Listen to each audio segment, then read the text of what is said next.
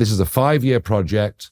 We're really aiming at the 2029 general election. What I intend to do, and hope to do, after we get over this hurdle on Thursday, is to build a mass movement across the country for change, a populist mass movement. All right, so I have a bunch of questions. Let's start with the political situation with regard to the Conservatives. So the first question, I'll ask you about 3 and then let you answer those. What do you think it was that alerted you so long ago to the dangers of the EU?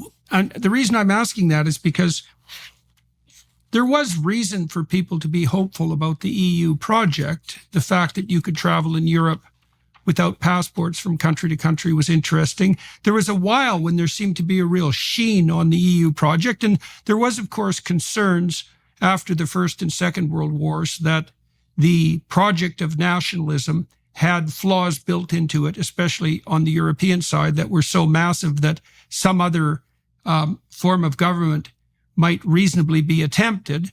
The world is unifying more too, because we communicate with each other much more.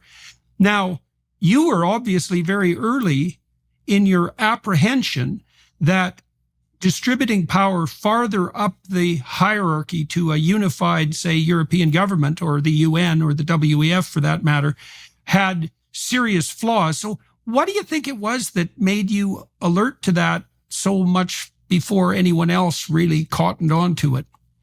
Well, I'm a sort of amateur historian. I love history, and I do think there are things we can learn from history. Sadly, we rarely do, but there are things we can learn. And here's the point.